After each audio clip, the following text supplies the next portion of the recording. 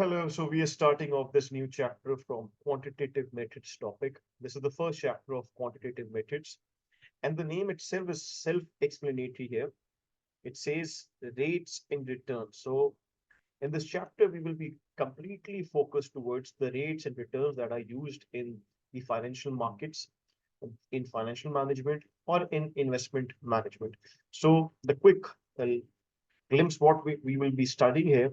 We'll be studying about interest rate from scratch, about something called effective annual rates, a little concept of present value and future value concept. Reason being because I feel for this chapter to be understood very well, you need these concepts, even though in curriculum they have been taught in the next chapter, which is called time value applications. But over here as well, I've given you a little glimpse of these concepts so you understand this entire topic even with great understanding. A little bit concepts of NPV and IRR concepts.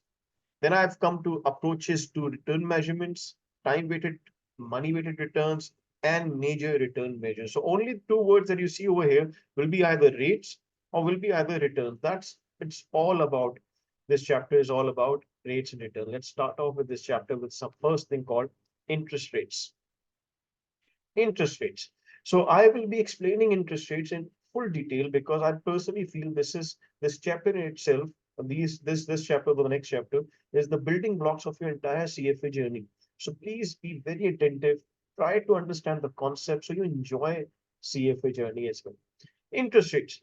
So if I define interest rate in a very simple terms, it's simply return for your on your investment. Return on your investment. On your investment. Let's assume you have dollars 1,000 in your pocket and you want to invest. Either you want to keep in a savings account in the bank, either you want to invest in an asset. Obviously, let's assume you're investing that money for 1 year, or you're saving that money for 1 year. So in order for investing or saving the money, saving means either you're keeping the money in the bank account, in the savings account. Investing mean either you're investing the money in some form of asset. If you're giving your money, foregoing your money for 1 year, obviously you're giving your desire of consumption. You could have used that money for consuming things.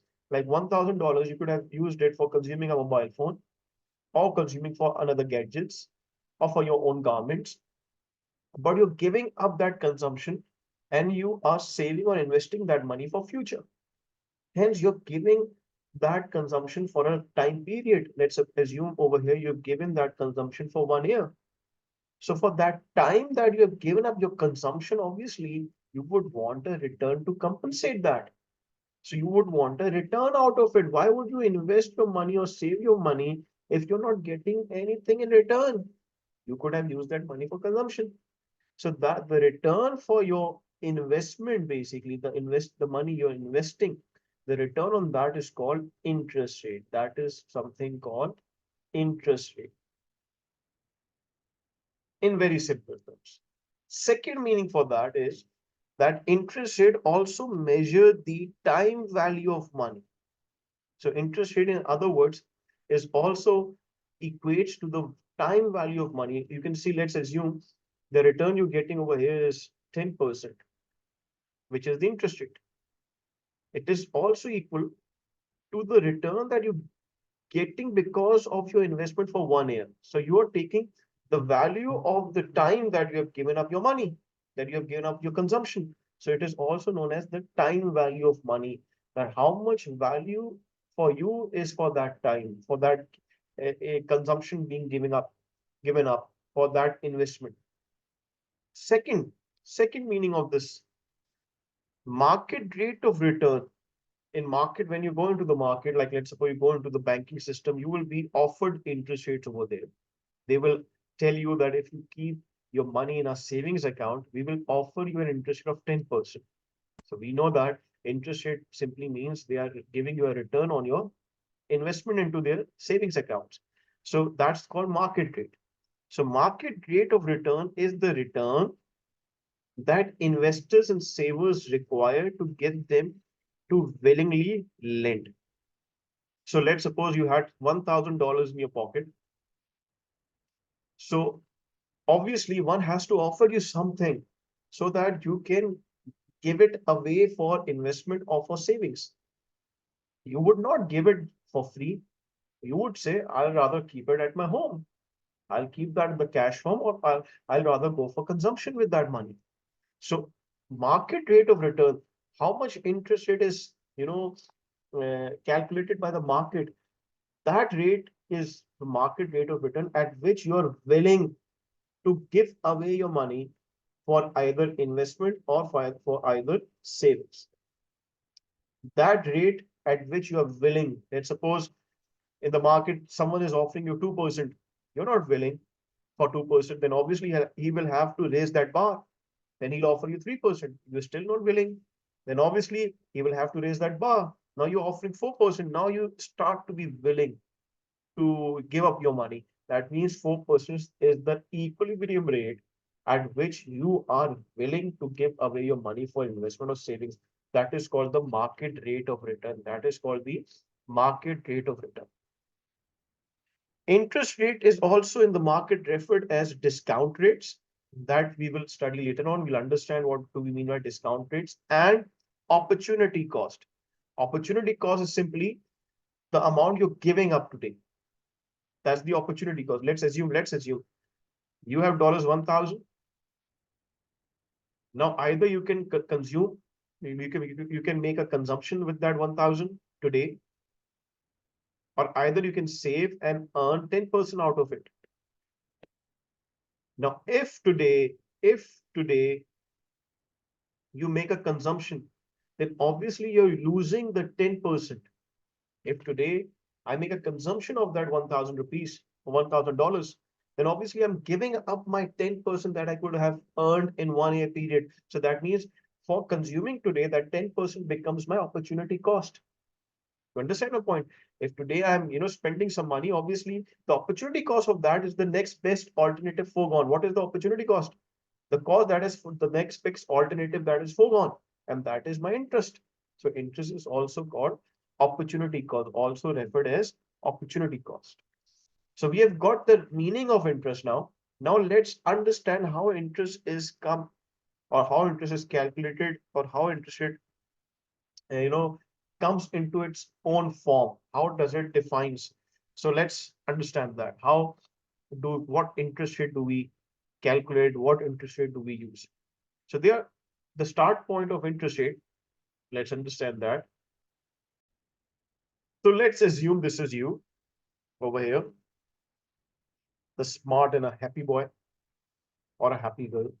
We can have some here if you're a girl. So up till now, we have understood this. Interest rate is simply the return that you get on your investment. So let's assume there is a government bank, which is asking for money. It is asking for money so that they can use it, and they can spend it for the country. For that, they're asking for borrowing from you. So you are the lender over here, or we can say the investor over here for them, and they are the borrower over here. They're saying that if you can give up your money to them, they'll give you an interest of 10%. 10% interest per annum. Per annum means per year. So this is interest. Simply interest is what? With the rate, the return you'll get for on your investment over a certain time period. Such an interest rate, if your issuer or the borrower is a government, obviously there is no default risk over here. There is no default risk over here. So there's no type of risk when you're giving your money to the government. Why? Because they cannot default, because they can easily print more money. They can easily print more money. So obviously your risk is zero when you're giving your money to the government. You are peace of mind that your money will never be like that. They'll say in the end that we are not returning your money. That situation will never come up. So your peace of mind. So that is called risk free. That is called risk free. So such a return or such an interest rate on whose backing is government, such an interest rate is called risk free return, risk-free return, risk-free return. So in the markets, government rates are publicly issued. We all know that we can easily find out what the government rate is being offered if we give them lending or if we invest on them or on their securities, on their bonds, on their bank. We will be getting a risk-free rate, risk-free rate. So the starting point of calculating the return is the risk-free rate. So let's assume I had 1,000 in my pocket. I decided, well, I'll invest in a government bank or a government entity so I can get a risk-free return. So I get a risk-free return of 10% for 1 year. So 1 year has gone by and I'm getting a return of 10%. Such a return which the government offers is called the nominal rate, which government offers is called the nominal rate. If someone asks you what in actual you have earned, like let's suppose 1 year has passed and you know that inflation was of 2%. So in that, out of that 10%, in actual, in real that you have earned is the 8% because that 2% would be going for the inflation, for the expensive things. So you haven't earned that 2% in real terms, you have earned 8%. So if I adjust inflation out of it, it's 8%. This is called the real rate of return. This is called the real rate of return. This is called the real rate of return. So, sir, what's the difference between a nominal rate and a real rate? Simply the difference of inflation. In nominal rate, we add up inflation. In real rate, we subtract inflation. That is called real rate of return. So starting point is always real risk-free rate, real risk-free rate on which we add up inflation premium. We add up inflation premium. Inflation premium is the expected inflation in future, expected inflation, and we get the nominal return. We get the nominal risk-free return, nominal risk-free return. So that's the difference between a real risk-free rate and a nominal risk-free rate. That is the inflation impact.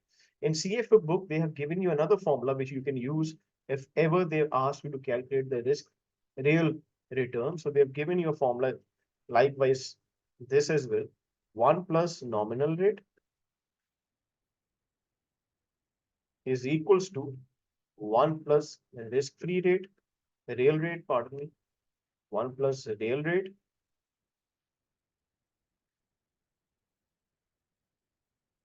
into 1 plus expected inflation, 1 plus expected inflation. This formula can also be used, the first one. This is basically an approximation. Whereas in the second formula, you'll get the answer exact on exact terms. On exact terms. Just do make sure you make these notes on your copies as well on your notes. So let's take an example so you get this crystal clear. Let's assume you're the investor. The government bank is offering you a rate of 10%. Expected inflation is 4%.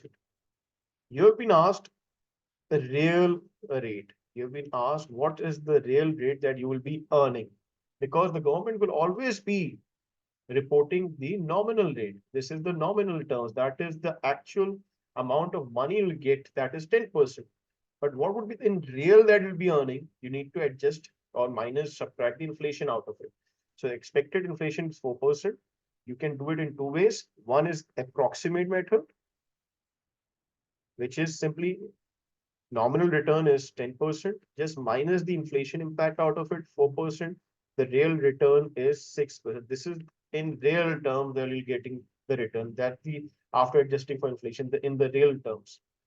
Second, you can use the exact formula as well. Exact formula is simply 1 plus nominal rate. What is the nominal rate? 0.1 equals to 1 plus real rate, we'll keep it X, into 1 plus expected inflation, which is 0.04.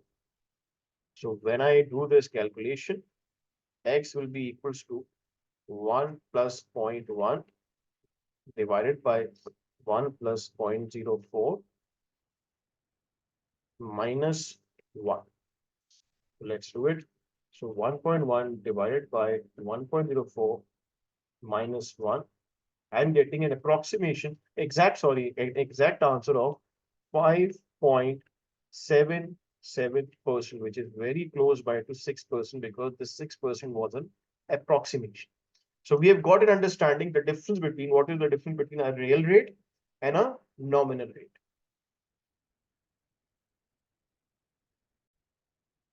So further move on. Again, you are an investor. You had an option either to invest in a government bank or you can invest in a private bank as well. So you have dollars 1,000 in your pocket. If you invest in a government bank, you will be getting a nominal risk-free rate. I've told you why it is called risk-free because government has no risk involved. They are backed up with printing money mechanism. So even if they get short of money, they can easily print that money and give you back. Either you can invest in a private bank. So would you be, just ask yourself, which is more risky, governments or private banks? Obviously, private banks are more risky. So if you're investing in a private bank, would you not ask for more return? Yes, sir, we will ask for more return. Why? Because private banks are more risky than the government banks. So you would ask for a higher return. So how would you compute that return? Let's understand. So in other words, your nominal interest rate, which is also called required return, which is also called the required return because that's the return you're requiring from the other organization or the other person or from the borrower, is equals to, at the start point is nominal risk-free rate, which is real risk-free rate, plus expected inflation premium. You're demanding an inflation premium. This is your nominal risk-free rate. Now you will keep on adding risk premiums to it. Popular risk premiums are number one, default risk premium, plus number two is liquidity risk premium, plus number three is maturity risk premium. It is written on the notes. You don't need to copy it. That would form your complete nominal interest rate that you will be charging to the other party. Like let's suppose in the private banks concern, the minimum you would be charging is nominal risk-free rate. That's the minimum you will be charged at least because the government is offering that rate. Plus, you will add a default risk premium. This is the risk that the other party to whom you're lending money might default when the time comes to return that money. There's a risk because it's a private bank. It may get default if it does not performs well later on financially. It may default and your money may be gone. So that's the risk. So you'll be asking a premium on your return for that risk. Number two risk is liquidity risk premium. This means there's a risk that they might not be making you timely payments. They might not be making you timely payments.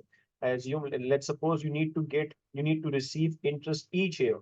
There's a probability they might skip some of years when they are giving you interest or may delay your interest receipts. So that's the liquidity risk premium, not making timely payments. Third is the maturity risk premium. For how long are they asking you money for? Let's assume if someone is asking you money for 1 year, obviously you'll charge lesser versus someone who's asking you money for 3 years. Because obviously in those 3 years, the uncertainty is high in comparison to 1 year. So for 3 years, you are more afraid giving your money. So you demand higher return. That is called maturity risk premium. Maturity risk is as with time, as you're lending your money for higher time, you'll ask higher return. For lower time, you'll ask lower return. So this is your interest rate equation. I hope you understand this. And We'll just go by it again. We have understand the difference between real risk-free rate versus nominal risk-free rate.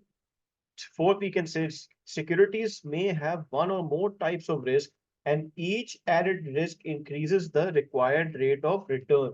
The required rate of return, the required interest rate you're going to demand from the other party. So, in other words, simply nominal rate of interest is equals to real risk-free rate plus inflation premium, which is the expected inflation. This becomes a nominal risk-free rate plus default risk premium. This is the extra return you're charging with the concern that the other party might get default, not return your money, plus liquidity risk premium. You're concerned they might not make you timely payments of interest. You're charging another extra premium for that, plus maturity risk premium that is linked with the time length of the money. Higher they ask money for, higher return. Lower time period they ask money for, lower return. And plus any other risk premiums that we will discuss later on during our CFA journey. I hope you get a good idea about interest rate, and we have understood interest rates are called as required return as well. That's the return you're requiring on your investment. Plus, they are referred as discount rates, for which we'll understand it later on. And they are also referred as opportunity cost because you are, if you consume that money today, you'll be giving up that return that you could have got later on. Hope this is understood. Just a little two questions I'm writing just to make sure you have understood the calculations. Do these. Try these two MCQs. In example one, you're given expected inflation 4%. You are also given actual inflation of 2%. Nominal rate is 12%. You have been asked to calculate the real rate. In example two, a company asks you for money. It has default risk premium 3%, a liquidity risk premium of 2%, a maturity risk premium of 5%, government rate is 12%, calculate required rate of return. So do these two questions. So example number one, you could have solved that question in two ways. One was the approximation and one was the exact method. Which one shall I prefer? It depends on the question. If it's asked for the exact answer, go for the exact method. Otherwise, you can go for the approximate method as well. So in the question number one, simply you need to compute the real rate. When we know that real rate is equals to the nominal rate, which is 12%, minus which inflation? Expected inflation. Why? Because you'll be getting that return in future, not today. So hence you will have to account for the future inflation, not for today. Actual inflation is in present, in today, but the return you'll be getting off is in the future. So I have to minus the expected inflation, ignore the actual inflation. So the real return that I'll be getting off is 8%. And if you want to do exactly wise, so 1 plus nominal rate, which is 0.12, is equals to 1 plus real rate, which is we need to compute into 1 plus expected inflation, which is 0.04. So you'll get a little bit lower than your 8%, slight lower than your 8%. I will calculate that for you as well. 7.7%. 7.7% is your answer for that. Question number two. It's just asked you to calculate the required rate of return. So your interest rate is also known as the required rate of return that you'll be demanding for investing that money in that company. So it's very simple. The first thing to calculate for required rate of return, you need a nominal risk-free rate. So how much is the government is offering? So it is offering 12%. That is the risk-free rate. And government reports is interest rates on at nominal terms. So the nominal risk-free rate is 12%. You'll plus the risk premiums to it. Default risk premium of the company is 3%, so you would demand 3% more. Liquidity risk premium is 2%, you'll demand 2% extra. And the maturity risk premium is 5%, so you'll demand 5% extra. So your required rate of return would be then 12 plus 3 plus 2 plus 5, which is 22%. This is what you will be asking for from that company, which is asking for your money. Hope these two MCQs would have brought more clarity to your concepts. Let's move on further. Next concept we will be understanding is called effective annual rates. And for that concept, firstly, I want you to understand the difference between simple interest and compounding interest, because now onwards, you're going to listen this word compounding a lot. So let's for once for all first understand the difference between both. So let's understand both methods. I'm making you understand here. A bank has given you a simple interest of 10%, and one bank has given you a compounded interest of 10%, compounded annually of 10%. Let's assume you have invested 50,000 in your bank. So you have started off with dollars 50,000 in your bank. Dollars 50,000. What the bank with simple interest rate will do, it will fix your interest amount. That is 50,000 multiplied by 10%, which is equals to 5,000. So it will fix your interest amount by 10%, which is equals to 5,000. So each year you will be getting is 5,000 every year, 5,000, which becomes 55,000. Second year again you will get 5,000, which becomes then 60,000. Then the third year you again get 5,000. Such a method is called simple interest rate method. That simply you will get fixed amounts each year, irrespective of whatever the balance in your account is. They have computed that 50,000 you invested, and each year will get 10% of your 50,000, which is 5,000. Whereas in compounding, it is a little bit different. The first year in year one, yes, you'll get 5,000, but now in your account, your updated amount is 55,000. For the starting of the first year, your amount was 50,000. So the bank gave you 10%, 5,000 of it. Now, once it will give you 5,000 in your account balance will be updated to 55,000. Second year, now you will get 10% of your complete 55,000, which makes up your return to 5,500. So the next year, the return would be 5,500. So now the balance of your account is 59,500. So the third year, you will be getting the return of 10% of your account balance.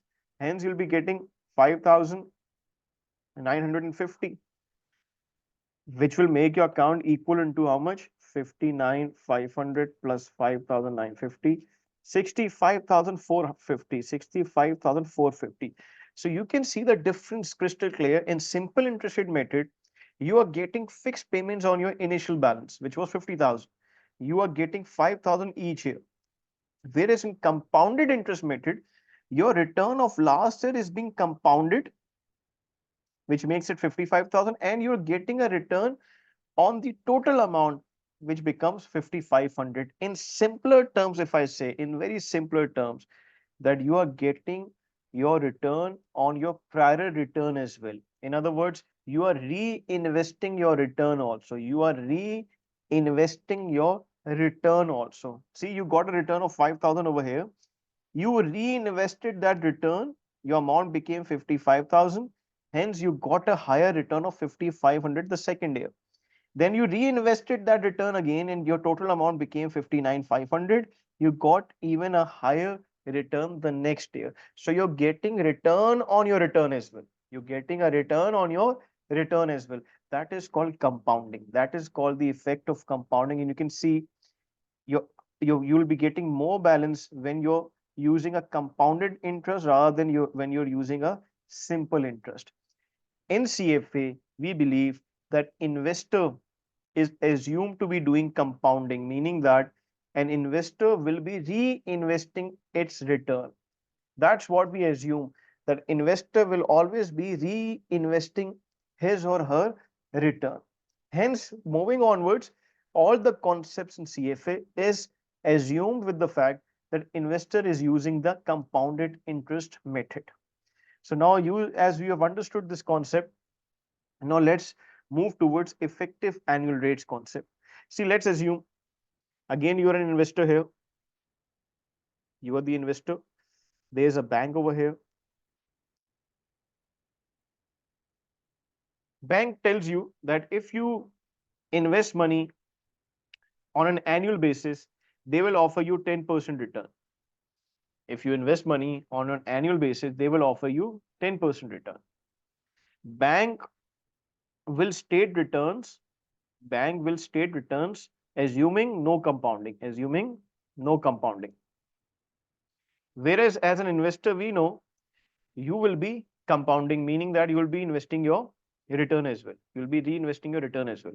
So on an annual basis, if the bank is giving you 10%, obviously on an annual basis, your effective annual rate will also be 10%. Let's suppose if you have invested 50,000 for the first year, if the bank is giving you 10%, then obviously you'll be getting a 10% rate of return for that 1 year as well. It's very obvious. If the bank says this 10% is compounded semi-annually, this 10% is compounded semi-annually. The bank says this 10% is compounded semi-annually. Then the effective means what would be in true spirit the return that the investor has earned. Then the effective annual rate would be different. Effective annual rate would be different. For that, I'm giving you a brief calculative concept as well on the next slide. So let's understand. So one by one, I'll be, guiding you well. So if the bank has given you annual rate with annual compounding, with annual compounding, with annual compounding, then obviously, let's suppose that's 10%. So obviously, if I investor invest $1 over here, he will get a return for 1 year, 10%. So at the end of the day, $1 plus return of 0.1, he will be making 1.1 after 1 year. So that means effective annual rate and the annual rate stated by bank is same for 1 year. It's always same for 1 year if it is annually compounded. Now the bank says he is offering annual rate of 10% with semi annually compounding, with semi annually compounding, meaning that he is giving you the return semi annually. Now investor is assumed to reinvest its return. So what would the investor would do? See, let's suppose you have invested $1. See over here on the board. After 6 months, because the rate is semi-annually compounded. So after 6 months, you'll get the rate. How much? Annual rate is 10%. Annual rate is 10%, semi-annual compounded. So for 6 months, you'll be getting half of it. 10% divided by 2. So 5% return you'll be getting on after 6 months. You'll be getting a 5% return over here. So over here, your money will become 1 plus 0.05, which is 1.05. After 6 months, your money will become 1.05. Now, we are assumed as an investor that he will reinvest this 0.05 as well. He'll make his account 1.05. Now, for the next 6 months, again, he'll receive a 5% return, but on what amount? On the entire 1.05 amount, not just one, on the entire 1.05 amount. That means he'll be making a return on his prior return as well, on his prior return as well. So he will be making how much? 1.05 further will be added how much into 1.05, meaning this was the initial investment 1.05. It would be grown by 5%. It will be grown by 5%, meaning it will be grown by 1.05 further. So I can say this become 1.05 square. This become 1.05 square. So his total return is equals to 1.05 square, which becomes 1.1025. 1.1025 he has earned in his account after 1 year. If someone asks you what is the return he has earned, so I'll just remove this principal amount of $1 out of it. In real terms, he has received 0.1025, which makes it up 10.25%. 10.25%. The annual rate was 10%. But because it was semi-annually compounded, the effective annual rate that the investor earned was higher, which was 10.25%. Why? Because of the compounding effect investor is reinvesting his or her return as well.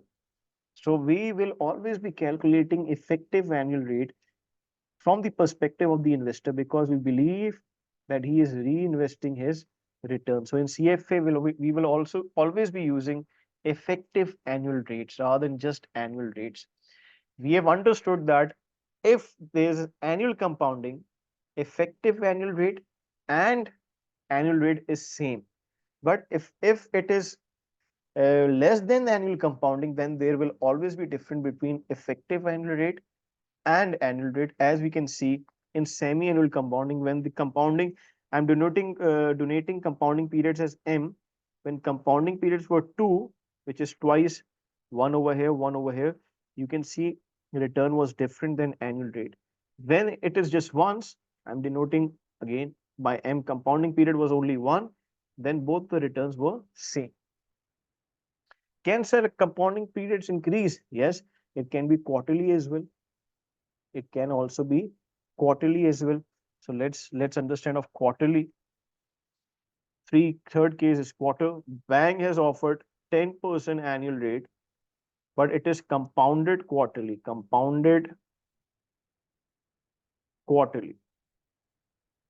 on a quarterly basis. So if investor invests today $1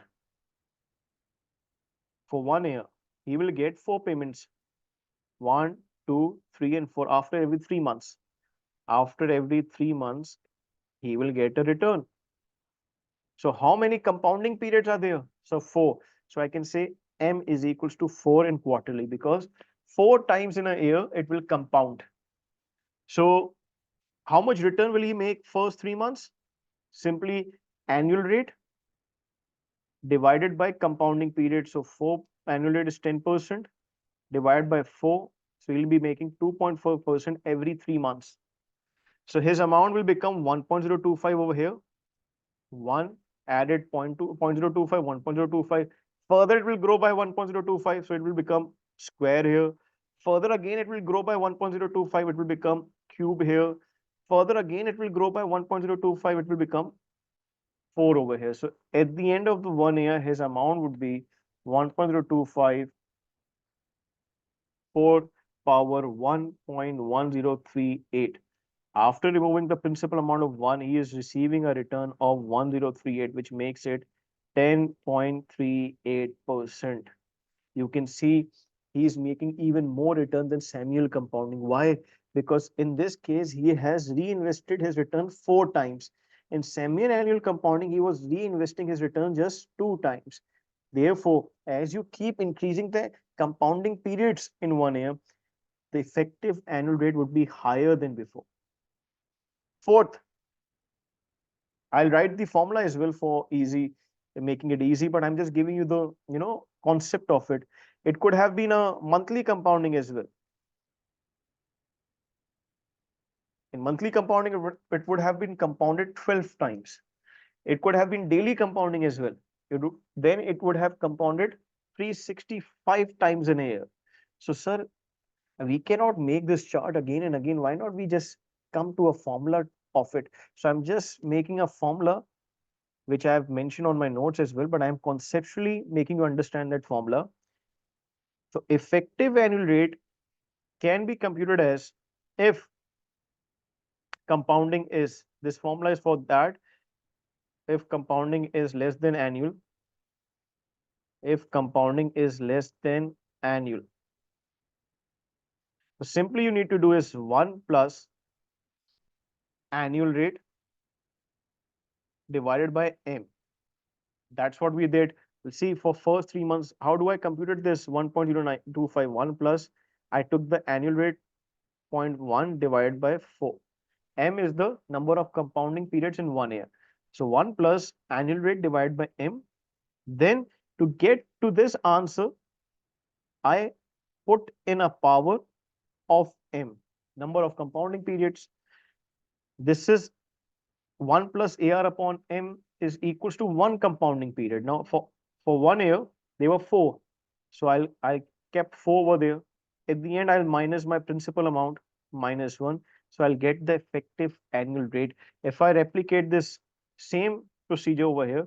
I would have done 1 plus annual rate is 0.1 divided by 4 is to the power of 4 minus 1. That's what I did actually. So 1.025 power 4 minus 1. That's what I actually did over here. You can see that's what I actually did over here. So your answer would be equals to 10.38%. This is what you can do at your calculator as well. If you're using the financial calculator, I would strongly advise you to please view my video lecture on the calculator, how to use that. Otherwise, I'm also telling you how to perform this on this calculator on your financial BA2 plus calculator. What you'll do, you'll write 1 plus, you click bracket open, type 0.1, click divide, 4, click bracket close. Then you'll click equals to, it will calculate the entire equation. Then you'll click yx, it will put power.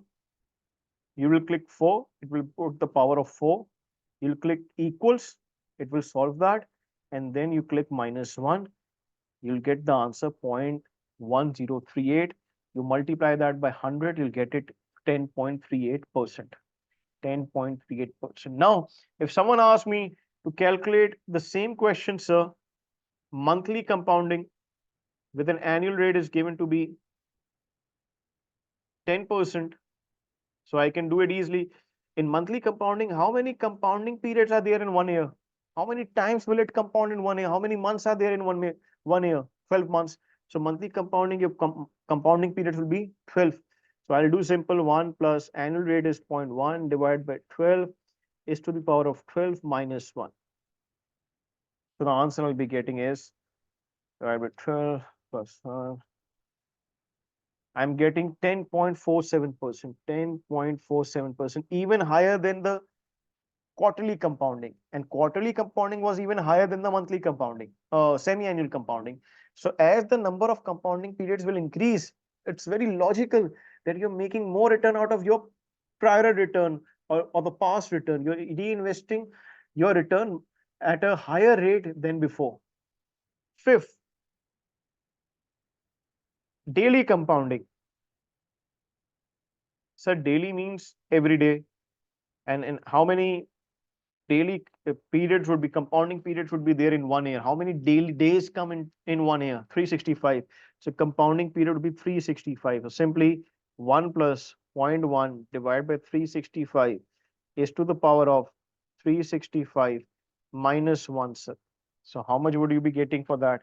Simply 0.1 divided by 365 plus 1 is to the power of 365 minus 1. You're getting 10.51%, even higher than your monthly compounding. So as the number of compounding periods increases, your effective annual rate would be higher than before. So I'm writing a chart over here. You can note down this chart. So for annual compounding, obviously, compounding period will be equals to 1, because in that case, effective annual rate and the stated annual rate both are same. If it is semi-annual compounding, then your compounding periods is equals to 2. If it is quarterly compounding, then it is 4. If it is monthly compounding, then it is 12. And if it is daily compounding, then it is 365.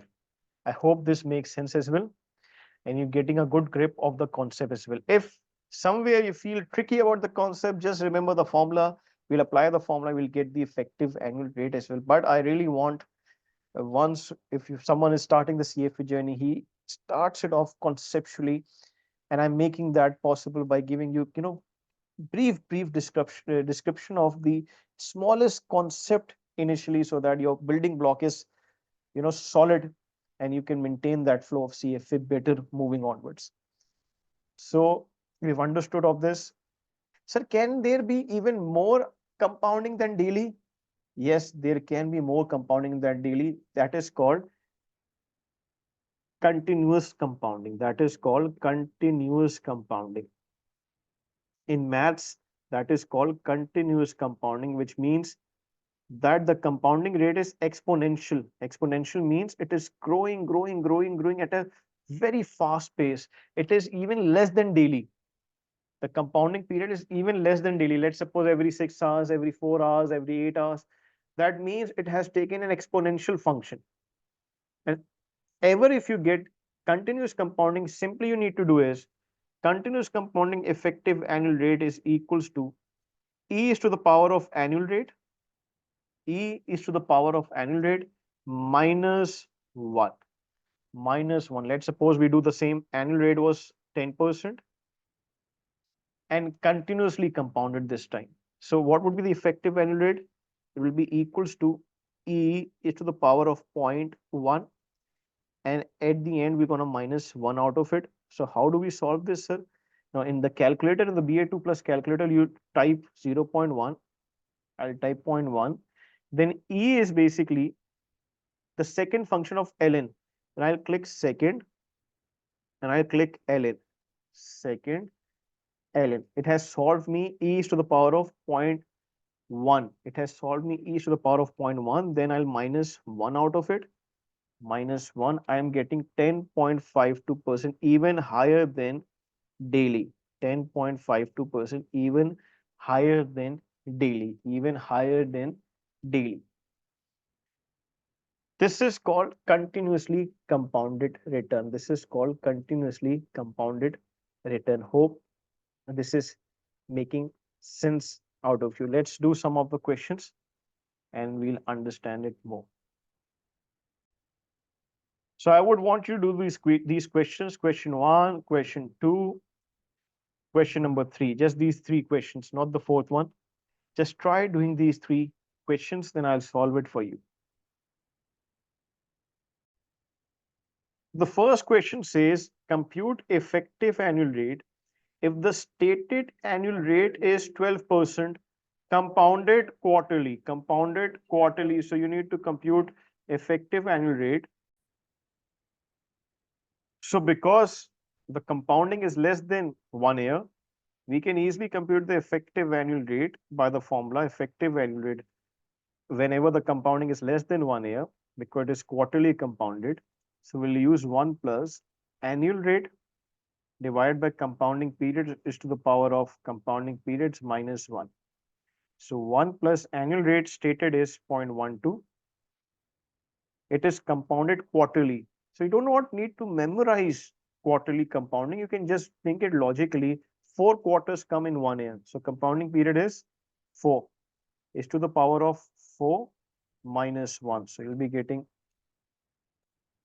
0.12 divided by 4 plus 1 yx 4 minus 1. 12.55%. 12.55%. And it is coming higher than your stated annual rate, which is logical. This is your answer to this. Question number 2. Question number 2 says, using a stated rate of 6%, compute effective annual rates for semi-annual, quarterly, monthly, and daily. So simply, the number of compounding periods will only change. So for semi-annual, how many semi-annual periods are there in 1 year? 2. So 1 plus 0.06 divided by 2 is to the power of 2 minus 1. For number 2 is quarterly. 1 plus 0.06 divided by 4 is to the power of 4 minus 1. The third is monthly. 1 plus 0.06 divided by 12 is to the power of 12 minus 1. And one is daily. So 1 plus 0.06 divided by 365 is to the power of 365 minus 1. So you can get by solving all these of 4 requirements. If it had said continuous as well, then you could have easily calculated continuous as well. E is to the power of 0.06 and minus 1 out of it, you would have got the effective annual rate with continuous compounding as well. Let's try question number 3. It says John plans to invest 2,500 in an account Debt will earn 8% per year with quarterly compounding. How much will be in the account at the end of 2 years? Interesting question. So it's saying how much will John have in the account after 2 years? If today John invests 2500, he will invest it for 2 years. He is asking how much will he have in his account after 2 years. So if we add up return of each year to 2500, we'll easily get how much money would he make after 2 years. So I ask you, if you have understood the concept, can I directly take this 8% return of 2500 and add the amount 2 times on 2500? Will I get the answer? No, because we know that investor reinvests his returns, meaning we are assumed that investor always go for compounding. So firstly, we need to calculate the effective annual rate. He is being compounded quarterly. If this would had been annual compounding, then I could have used the same rate 8%. But right now compounding is quarterly. So first I have to compute the effective annual rate. So let me compute effective annual rate is 1 plus 0.08 divided by 4 is to the power of 4 minus 1. So this would be 0.08 divided by 4 plus 1 yx 4 minus 1, 8.24%. So the effective annual rate is 8.24%. So this is the rate he has earned each year. This is the effective annual rate he has earned each year. He has earned each year how much return? 8.24% he has earned each year. I hope this is making sense to you that he is earning 8.24% each year. So one student can do one thing is simply take 8.24% first year of 2500, add that back to 2500, then again take a 8.24% return next year, add that back to the account, and you'll get the final answer. Or very simple, 2500 into 1 plus the return. He is getting a return of 0.0824% each year, first year and the second year twice. He is getting that return twice. So he will have how much in the pocket? Into 1.0824 yx2, which is 2929 he'll be having in the pocket. 2929 he will be having in the pocket. If you're not able to understand this formula, because I'll explain this formula in the next slide, you can simply do the simple way just to be able to understand the concept. That is, first you earned 8.24% of 2500. So 8.24% of 2500 is equals to 2500 into 0.0824, which is 206. Initially your balance was 2500, then it became 2706. Then further you received 8.24%,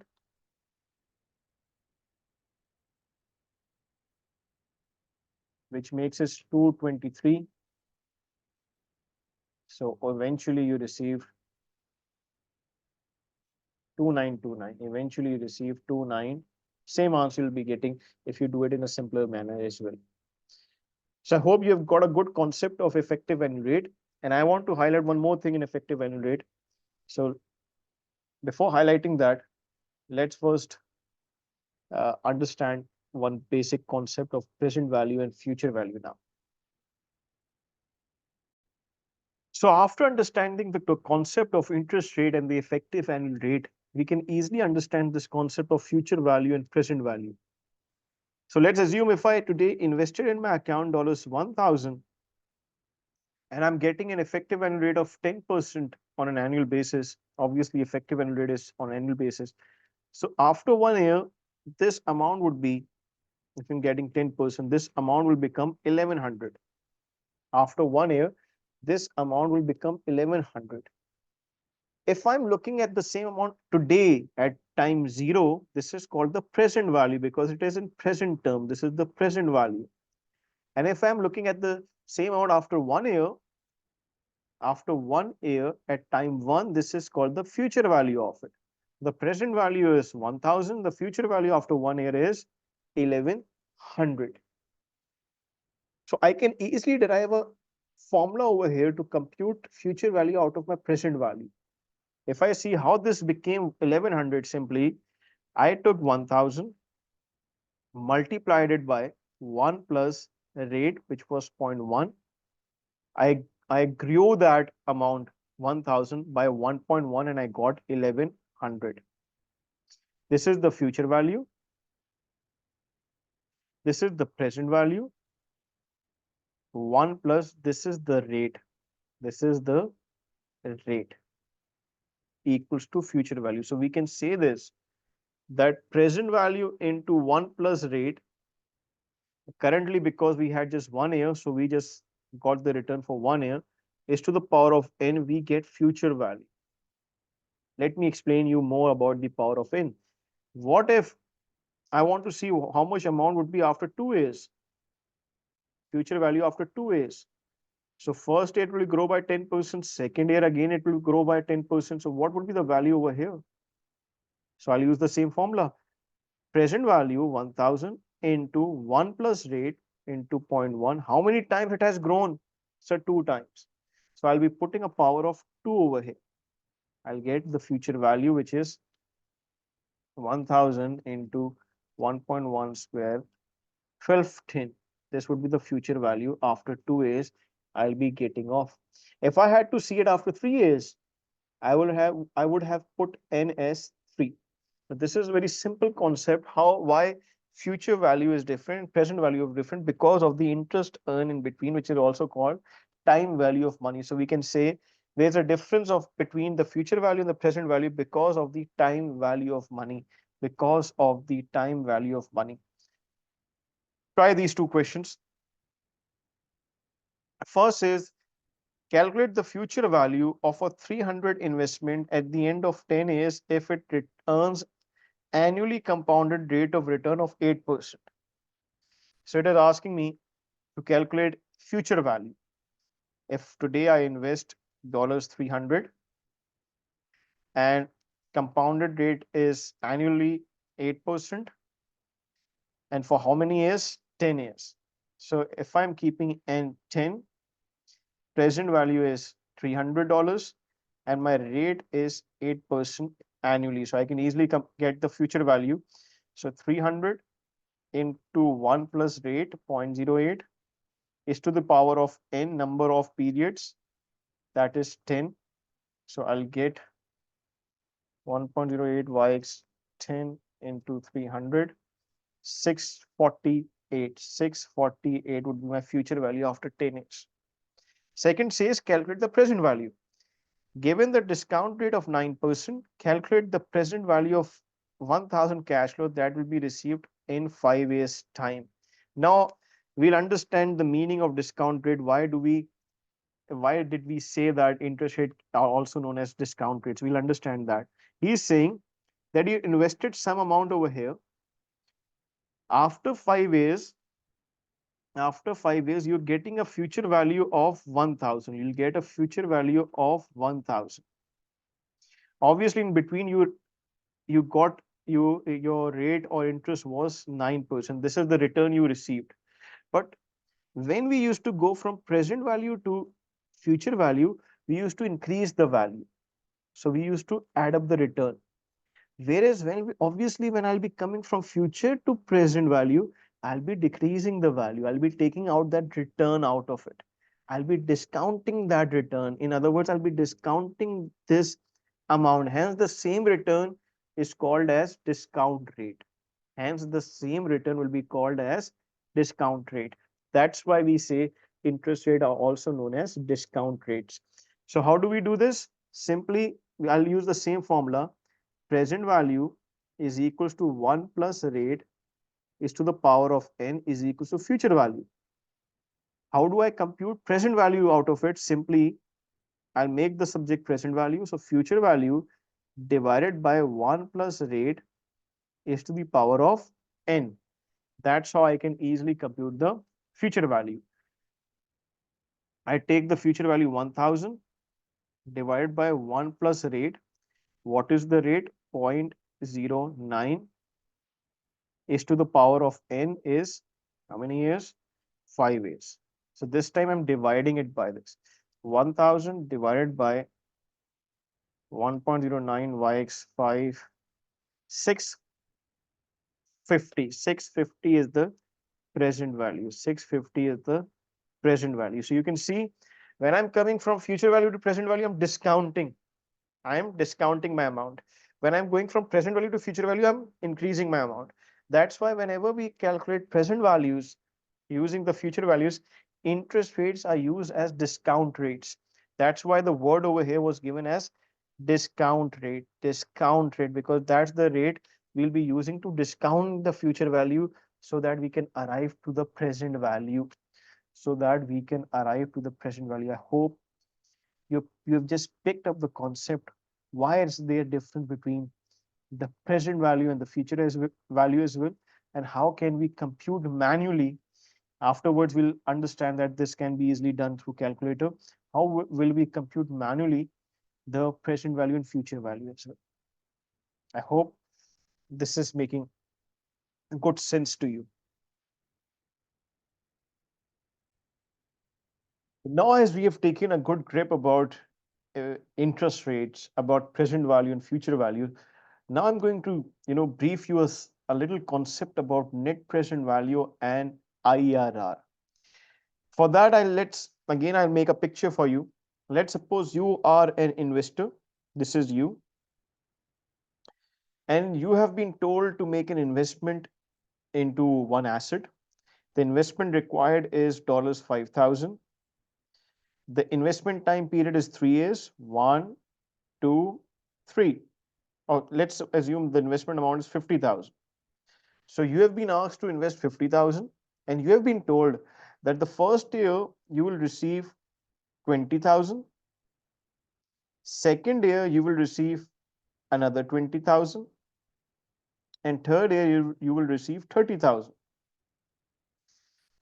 And you have been asked whether would you be going for this investment, yes or no. So I'll repeat the case. I'll repeat it in another slide so it becomes. So here I am. So again, I'm repeating the case at time zero, which is today. You have been asked to invest 50,000 because it would be an outflow from your pocket. So I've written that in brackets, meaning that in negative. And the inflows in future you'll be getting is after 1 year, you'll get 20,000. After 2 years, another 20,000. And after 3 years, you'll get 30,000. This is a 3-year investment you have been asked to do in a certain asset. The question asked to you is whether should you go for this investment or not? What would be your answer to this? If any of you student say yes to it just by looking at the numbers, I'll be a little surprised. Let's assume if you count the numbers, sir, it is giving me in future 20 plus 20 plus 30. So in short, it is giving me in the future 70,000, sir. Whereas right now I'm investing 50,000. So sir, it is giving me higher in the future. So I should say yes to it.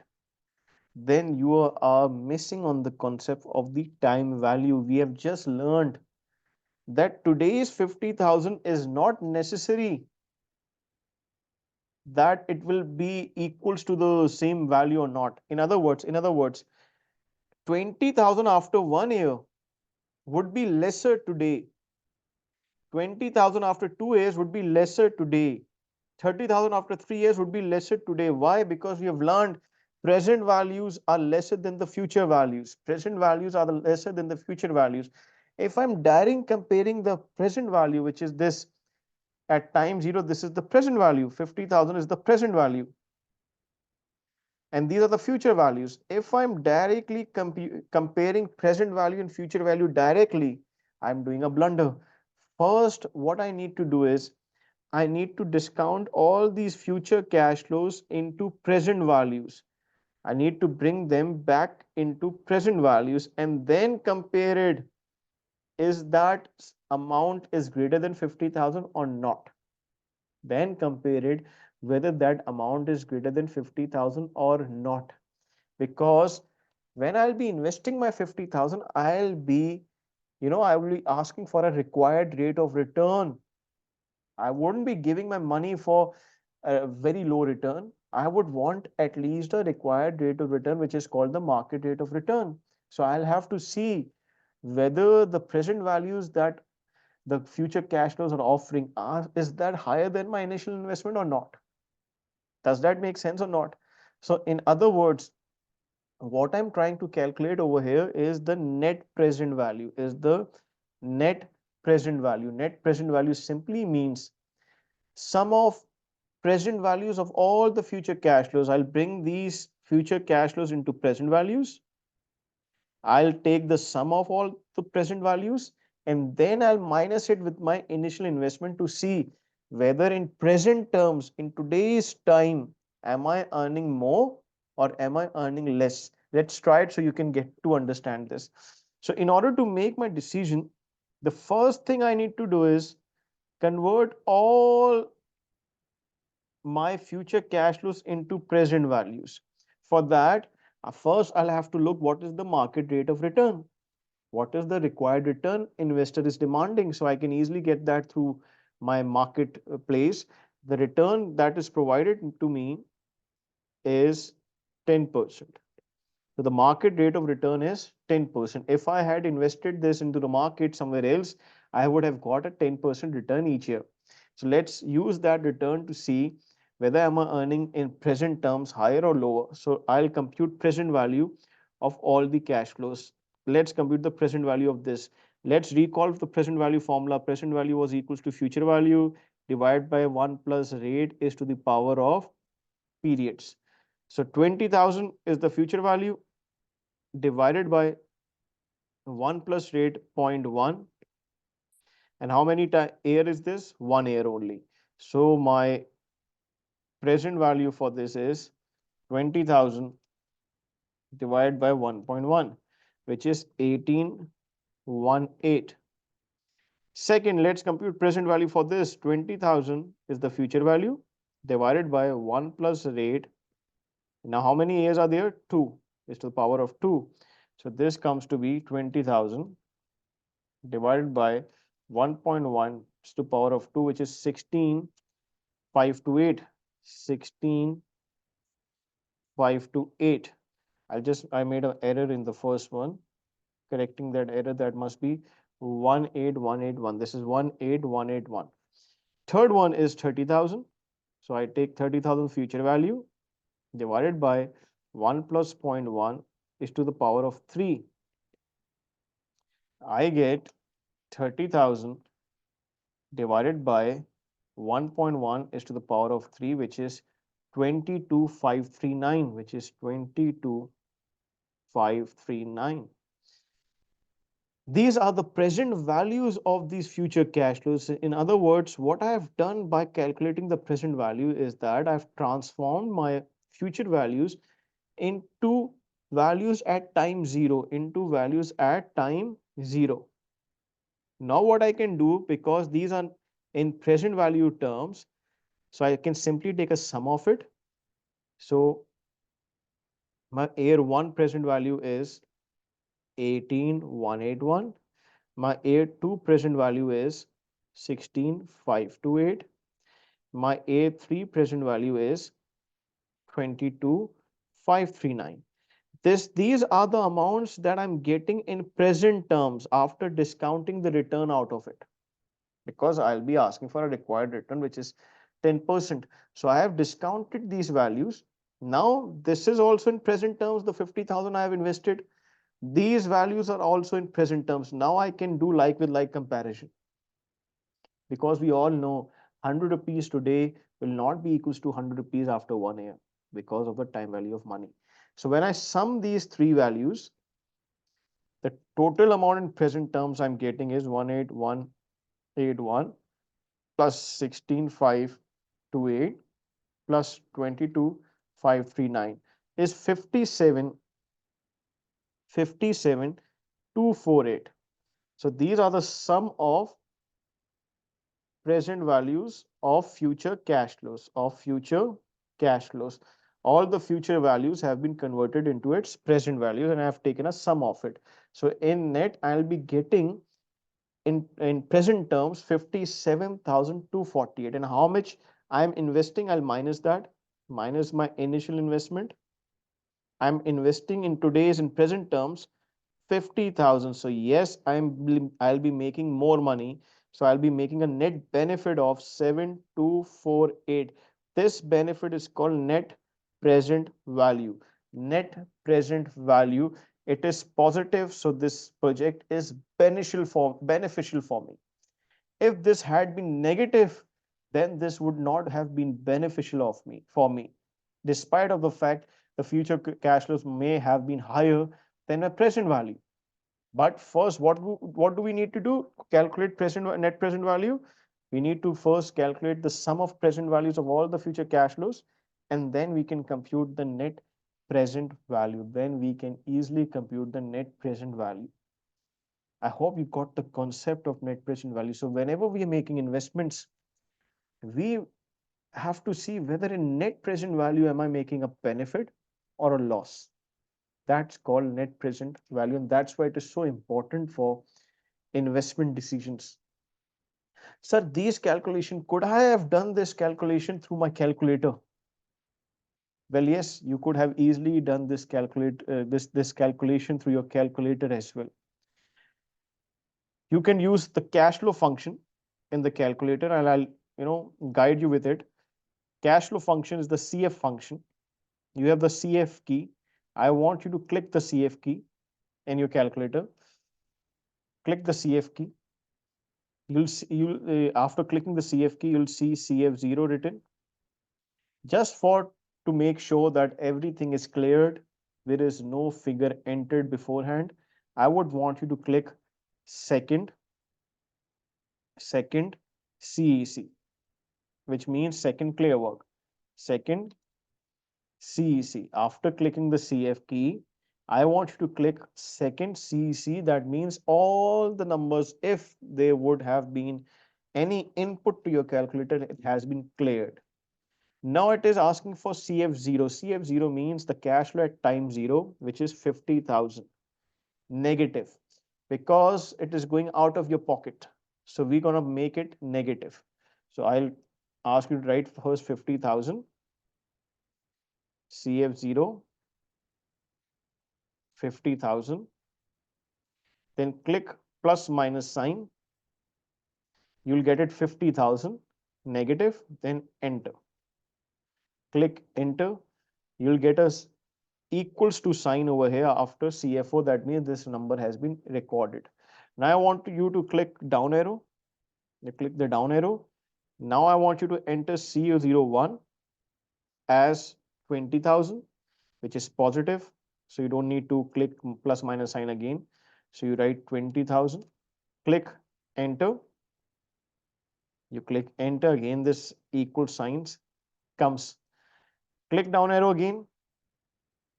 You will get something written as FO1. This is the frequency of your cash flow. It is asking whether the cash flow is being repeated, even though it is yes, it is being repeated twice. We could input 2 over here, but I'll make it simple. Just keep it 1. Keep all the F1. Go down again. Click the down arrow again. You'll get C02. Enter 20,000 in it. Again 20,000. Enter. Then I want you to click another down arrow. You'll get again F02. Keep it 1. Just go down. Again down. You'll get C03. I want you to enter 30,000 to it.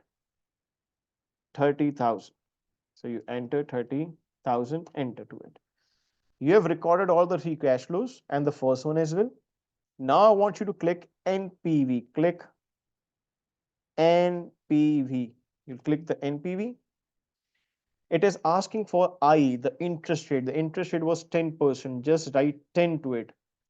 Just write 10 and click enter. Just write 10, click enter. You click that, go for down arrow and locate for NPV. It shows NPV.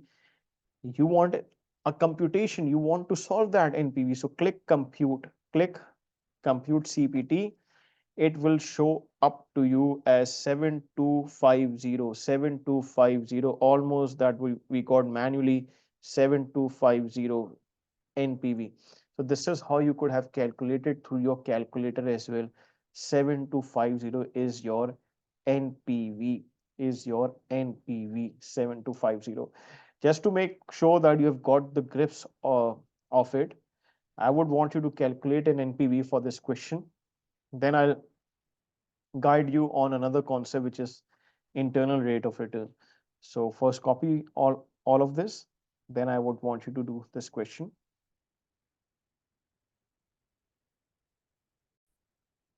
So I want you to solve this question, solve this one through the calculator.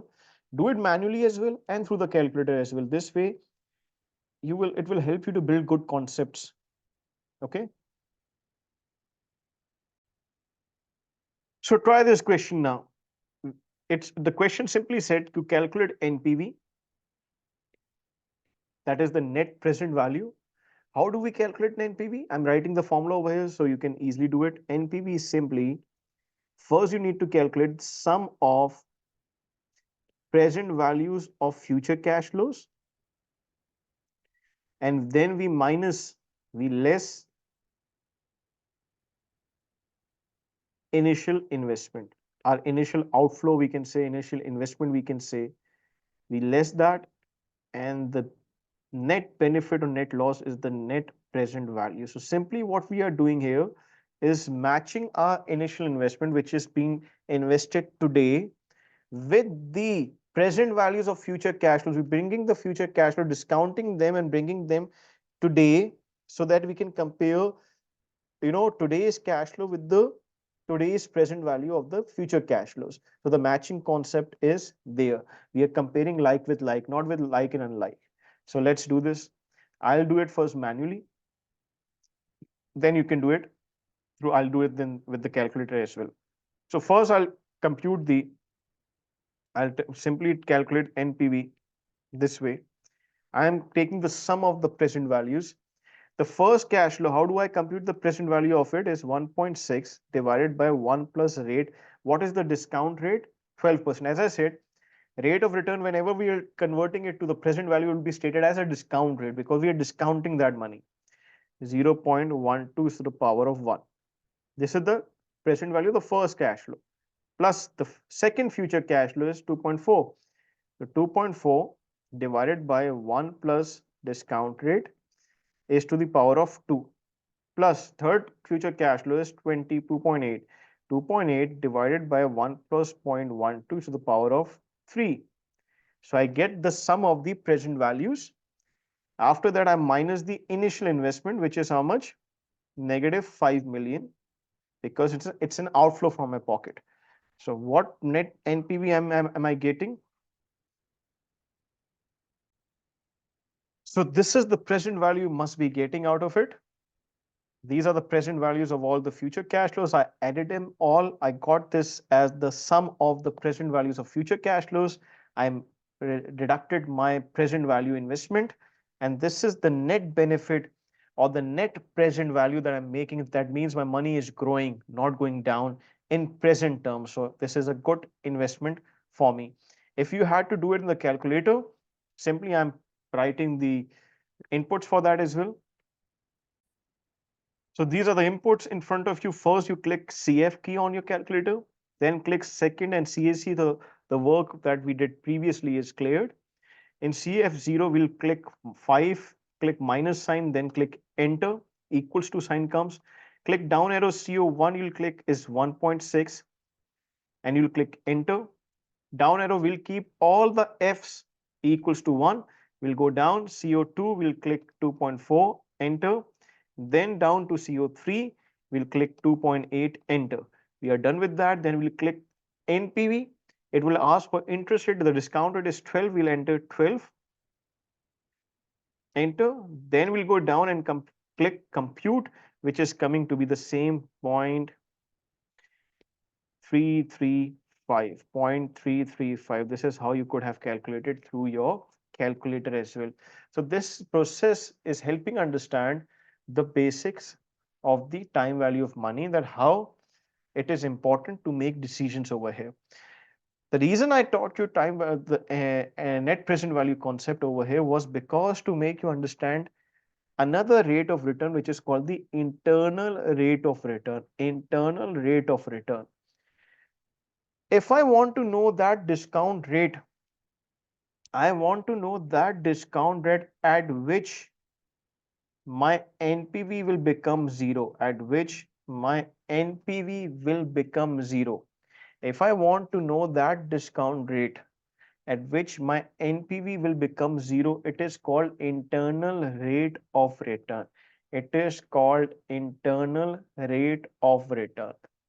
So internal rate of return is very simple. The internally generated rate of return is that return which makes the present value of my future cash flows equals to my initial investment. Present values of the future cash flow equals to my initial investment. I want to know that return so I can understand how much internally generated return is there for my investments. That return is called the internal rate of return. Internal rate of return. Let's get the concept of that as well. Internal rate of return. Simply, internal rate of return is the return at which my NPV will be equals to zero. At which my NPV equals zero. In other words, present value of future cash flows, the sum of present value of future cash flow is equals to my initial investment. In other words, we can also say this: sum of the present values of inflows is equal to the sum of the present values of outflows. Present values of outflows. Such a discount rate is called the internal rate of return, IRR. Internal rate of return, IRR, which is very simple to calculate. Let's calculate the return of the previous example at which it was, I'm writing the cash flows again. So these was the cash flows which are already recorded in my CF function. These cash flows are already recorded in my CF functions.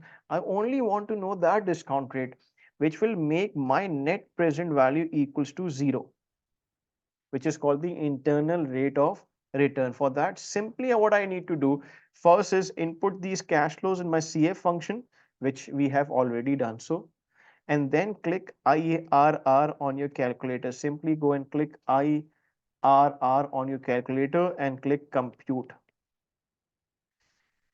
The IRR you'll be getting is 15.5%. This is the internally generated return, meaning that you can discount or you can get return up to 15.5%. It has the potential to give you a return of 15.5% on which your NPV will become zero. As you keep increasing the discount rate, obviously the present values will keep on declining. So internal rate of return is simply that rate of return which is making the present value of the future cash flows equivalent to your initial investment. We need to know that as an investor, you need to know that return. What's the internally generated or uh, internal rate of return that is making my present value of future cash flows equals to my initial investment. In bookish language, we also call this present values of inflows is equals to present values of outflows. What is that return? That is 15.5%. That return is called 15.5%. Just to make it even more conceptual for you, why not you just calculate the NPV on this return? Calculate NPV on this return and you'll get the NPV equals to zero. You'll get the NPV equals to zero because IRR is just like a maximum discount rate that you can use on your future cash flows that will ultimately give you a negative, NPV of zero. If you use a higher rate of return than your IRR, your NPV will become negative. So if this is your IRR, and if you use a higher discount rate of your IRR, that means you're discounting your future cash flows too much. You'll you'll land towards negative NPV. And as long as your discount rate is lower than the IRR, that means you are discounting your cash flows lesser than its potential. So you'll be getting a positive NPV. That's why IRR is very important for an investor to know what is the maximum I can take out from my project, what is the internally generated return on my project. So this is called IRR, internal rate of return. So I would want you to do this question. Just keep it simple. Do not go too much into the depth because that's what the curriculum wanted us to do. Now I want you to go through this question. Try this question. It has asked to calculate the internal rate of return IRR. I'm sure you're going to do it. So question says a 3-year investment requires an initial outlay of 1000. So your CF0 is dollars 1000 or pounds 1000, whatever it is. It is expected to provide a 3-year end cash flows of 200 plus a net salvage value of 700 at the end of 3 years. Very good. Very easy to perform, not to worry much. What is its internal rate of return? What is its internal rate of return? So let me first assign you the timeline of the cash flows so you can easily perform the answer. It says at time 0, you're investing how much? You're investing, I'm keeping dollar sign, 1000 outlay that is going out of your pocket. So we're going to keep it negative. Year 1, at year 1, it says it is expected to provide you a 3-year end cash flows of 200 plus a net salvage value at of 700 at the end of 3 years. We'll understand the word salvage value. First, it says year end free cash flow. So first year we got 200. Second year also we got 200. Third year also we got 200. But in third year, we also received a net salvage value. Salvage value simply means the scrap value. We made an investment. Maybe it could have been a factory. Maybe it could have been a restaurant. Maybe it could have been a, something which could have been scrapped at the end of its life. So once we have used that investment after a period of 3 months, 3 years, I am scrapping that investment. That is called salvage value. So how much am I scrapping it for? 700. So that money is also coming into my pocket after the end of my investment, which is 700. So at year 3, I'm receiving total 900. At year 3, I'm receiving a total of 900. Now I can easily align cash flows. C01 is 1000 negative. C0, pardon me, CF0 is 1000 negative. C01 is positive 200. C02 is positive 200. And C03 is positive 900. Once I plug in all the cash flows, I'll click IRR and compute. I'll do the procedure with you so you can recall the entire procedure. I click CF key, then I click second CEC to clear the work. Then C0, I click 1000, click the minus sign, then click enter. An equal sign has to come. That means it has feeded the cash flow. I click the down arrow. I'll click 200, enter. FO1, I'll keep it 1. CO2, I'll click 200, enter.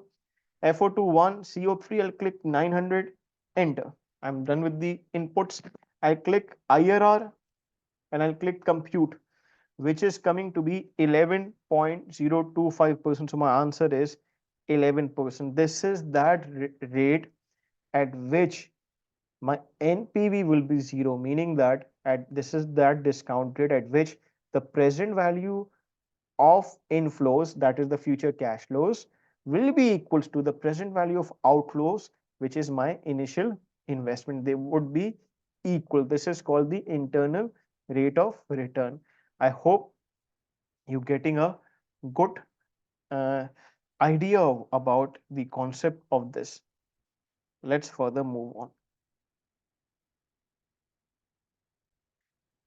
Before I further move on, just to make it simple for you, we have discussed different types of rates up till now. The first type of rate we discussed was interest rate. We realized that interest rate is the most important rate because this is also known as discount rate. This is also known as opportunity cost. This is also called as required rate of return. How much in return an investor is requiring. We understood this. We understood how is it calculated, nominal, risk free, risk premiums are added to it. Number two, we understood effective annual rate. We understood the concept of compounding, that an investor believes in compounding. So if compounding is less than 1 year, then the effective annual rate will be different to annual rate, the stated annual rate. We learned that. Third, third we understood internal rate of return, IRR. For effective annual rate, I did its application also to help you out how effective annual rate helps you to calculate future values through present values or vice versa. We learned that, and then we did discuss what do we mean by IRR, for which we understood first the concept of net present value. Then we understood internal rate of return is that return at which the net present value for the investor is zero. Let's further now move on to see other returns. Now let's learn the easy concept about averaging returns. So let's take a simple case. You are an investor. You invested in a account, in a savings account. In at year one, you got a return of 10%. Then in year two, you got a return of 15%. Year three, you got a return of, let's assume, 22%. As an investor, I want to know how much have I earned on average per year. My See, you can also be an investor later on. So you want to know how much I have earned per year. On average, what is my return? Like many students at times want to know their average marks in different examinations. Similarly, he has, gained this much return each year. He wants to know how much was his average return per year. Now, so we are learning averaging returns. Average can be done in different manner. One is called arithmetic mean, which is a simple average that you have learned in your school level, which is arithmetic mean simply means sum of all variables, which is sum of all x divided by n, divided by number of variables. This gives you a simple mean. We call this the simple average of a series of periodic returns. It has the statistical property of being an unbiased estimator of the true mean of the underlying distribution of returns. Some of the words right now you cannot grasp or you cannot digest properly, which is the distribution of returns, this word, unbiased estimator, this word, true mean, this word. This would be taught later on after 2 3 chapters. These such terms would be easy to comprehend. However, we only want to right now understand this. This is a simple mean. So if I want to calculate the average return arithmetic mean through arithmetic mean point of view, so I'll simply take 10 plus 15 plus 22 and divide it by 3. So I'll get it 10 plus 15 plus 22, 47 divided by 3. So on an average, I can say 15.7% I have made, I have scored on my investment. 15.7% I have scored or I have made on my investment. This is an arithmetic mean. Arithmetic mean again is a simple mean. But we believe that as being an investor, we believe in a compounded rate, right or not? As an investor, we believe on a compounded rate. We know this that in year one, the return he achieved 10%, that 10% would have helped him to make a return of 15%, meaning that in compounding, we know that he reinvest his return. And this 15% would have also helped him a bit in gaining this 22%. So I want to remove that compounding effect because somewhere my year one return that I got is reinvested and it generated another a little bit more return for me in the year two, which is hidden in 15%. And the return that I got in the second year, I reinvested that, and somewhere it helped me get more return in year through, which is hidden in 22%. I want to, you know, take out that effect of compounded rate, meaning that I believe that I have compounded my rate. If I want to incorporate compounding, then I use the geometric mean. Then I use the geometric mean. How does geometric means help? How does it helps to calculate? Geometric mean is simply we use the compounding method in this 1 plus rate 1 into we take the product of all rates after plusing them with 1 and so on. Then we annualize them by putting a root, and at the end we minus it by 1. I'll do it practically. So if I want to compute a geometric mean of the same example, if I had invested $1 over here, after 1 year, it would have given me 10% return. So it would have become 1.1 over here. So I would write 1 plus 0.1. Then now this entire 1.1 would have grown by how much? 15%. So I'll multiply this entire number by 1 plus 0.15 to grow it by 15%. Then third year, the entire amount would have grown by 22%. So 1 plus 0.22, I would grow this by 22%.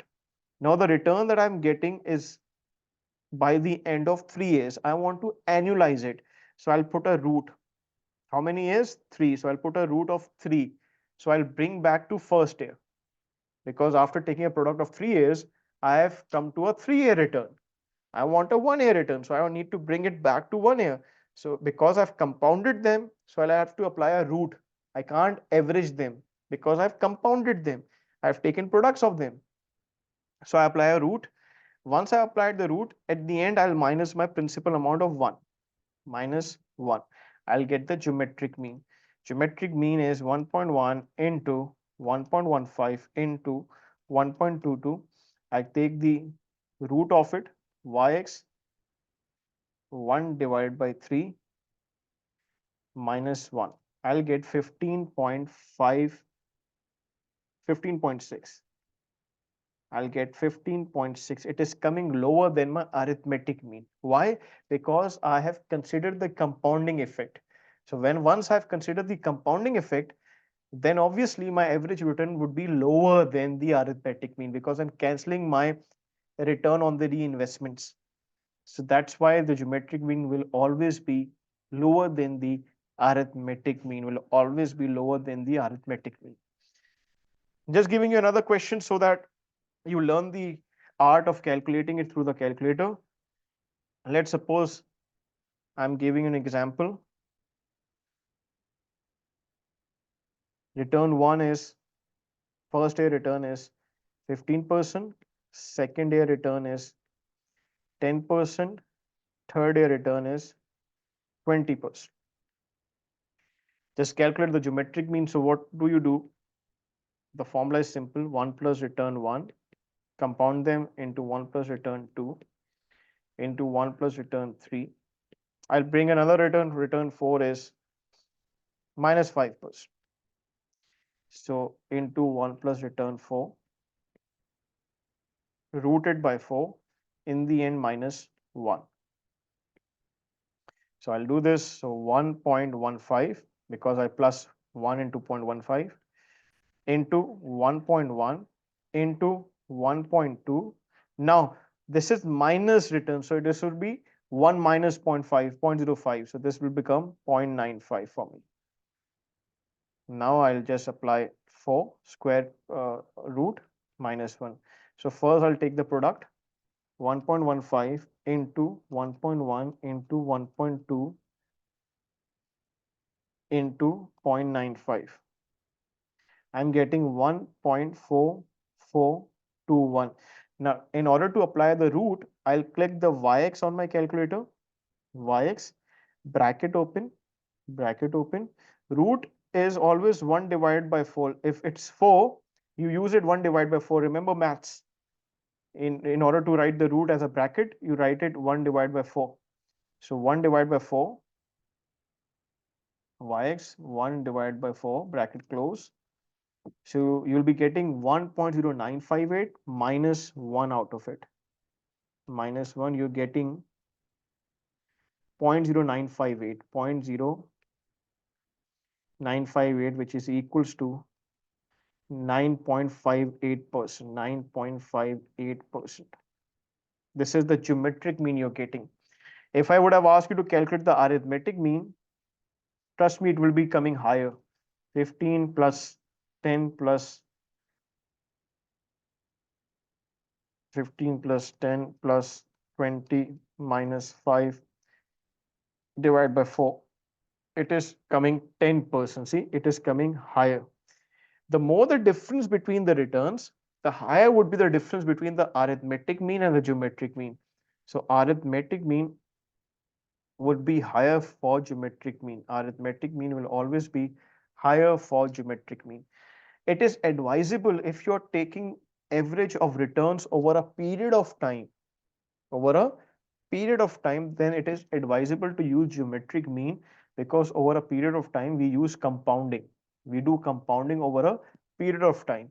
And if you're computing an average of different asset returns at a single point of time, let's suppose in the May of return, I've earned a return of 15% from asset 1, 15% from asset 2, 15% asset 3, then I can use the arithmetic mean to compute the average. But if I'm looking over a period of time, same asset, then it is advisable to use geometric means. Geometric means. Now let's go towards the third category, which is called harmonic mean, which is very different, and it is only used at certain special situations only. So let's first try to find example of it. So for harmonic mean, to have a good understanding of it, I develop a case. So case is, you are the investor. Every month for 3 months consecutive, you invested $2,000 each month. $2,000 you invested each month for buying shares. You invested $2,000 every month for 3 months to buy certain amount of shares. The first month when you were buying those shares, the value of share was $20 per share. The second month you were buying those shares, the value was $22. And the third month the value was 24. You have been asked, what is the average price per share you paid? You have been asked, what is the average price per share you have been paid? Now think, you can pause the video and think about it. I'm repeating the case. You have invested 2,000 each month. The first month, the share price was 20 per share. The second month, the share price was 22 per share. And the third month, the share price was 24 per share. You have been asked what average price per share you paid. I know many of the students will come up with arithmetic mean over here. Geometric mean cannot be applied over here because there are no returns over a certain period of time. So there is no compounding concept over here. So geometric mean is nullified. Now many students will come up with the arithmetic mean. Arithmetic mean, they will say 20 plus 22, sir, plus 24 divided by 3. And that is also incorrect, because that's not the actual average price the you have paid per share, which is coming to $22. That's not the average price you have paid. Why? Because, right, if the case would have not been about 2,000 per month, then obviously if it had just stated the prices, then you could have calculated arithmetic mean. But over here, it is critically saying it has invested 2,000 each month, 2,000 each month. So obviously the number of shares he will be buying each month would be different. They're not same, they are different. So if any student has reached out the answer, the correct answer would be, how would you do? How would a layman would calculate the average price per share this person has given? How much total he has invested? Sir, how much total he invested? Sir, he has invested $6,000 total. 2000 first month, 2000 second month, 2000 third month. So total he has invested $6,000. I want price per share. The total price he has paid for all these shares are 6,000. Why not just simply divide by number of shares?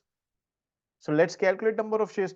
How many number of shares he has bought in the first month? So 20,000, 2000 divided by 20. So this person has bought how many shares? 100 shares. He has bought 100 shares. Over here, number of shares he has bought is 2000 divided by 22. So how much share has he bought over here? 2000 divided by 22. He has bought, sir, 91 shares, 90.9 something. I'll write it 91 shares. Over this here, he has bought how many shares? 2000 divided by 24. Sir, he has bought 2000 divided by 24, 83 shares. It's 83.33, but I'm just writing 83 to round it off. So how many shares, sum of shares he has bought in 3 months? Sir, he has total bought 100 plus 91 plus 83.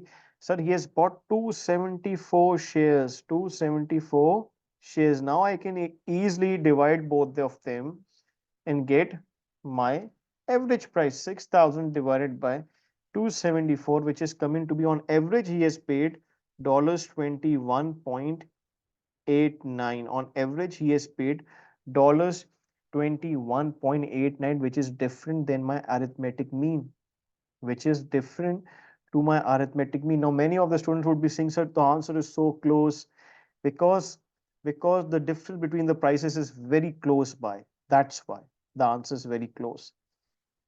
But first you need to get this idea that how did I calculate this mean.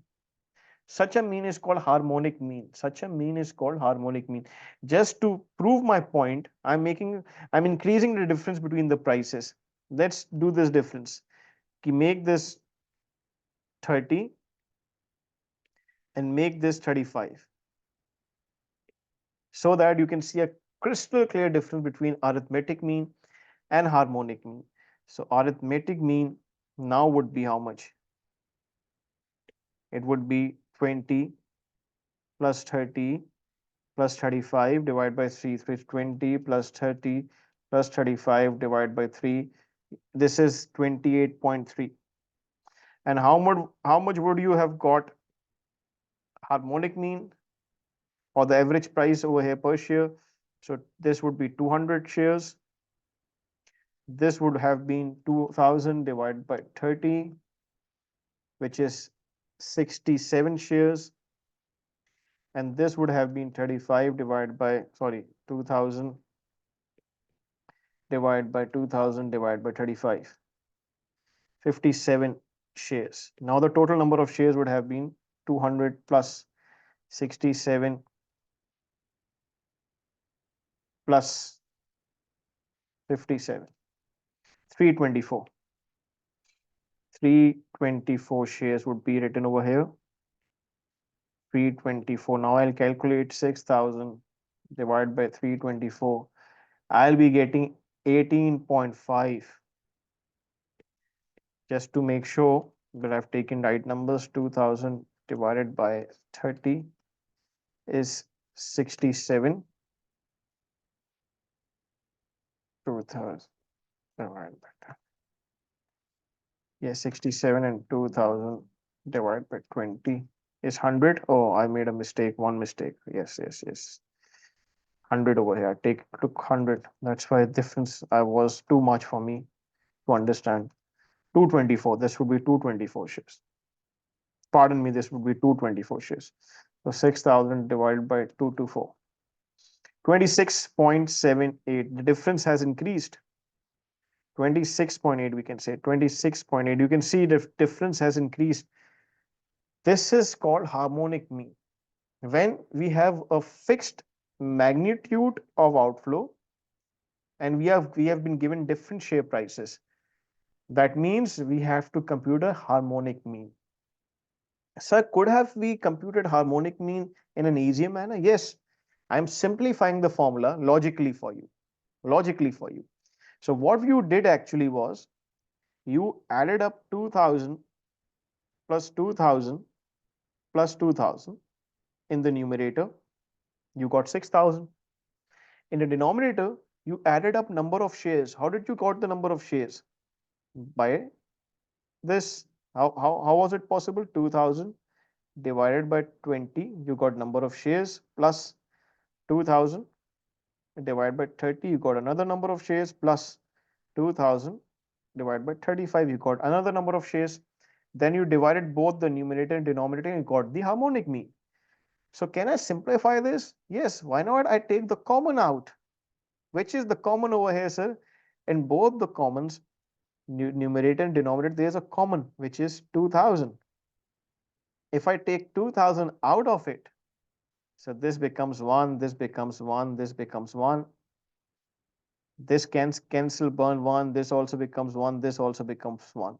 So what am I getting over here? My formula would have been simply 3 upon 1 upon 20 plus 1 upon 30 plus 1 upon 35. I've shortened my formula. So whenever you get a question of calculating harmonic mean, you would not be asked to, you know, judge whether a harmonic mean would be applied or not. You will be just given prices and you would be asked to just compute the harmonic mean. So you can simply use this formula. This formula is equals to n is the number of variables divided by 1 plus x1, first variable inverse, into 1 plus x2, second variable inverse, and so on. You keep on adding them.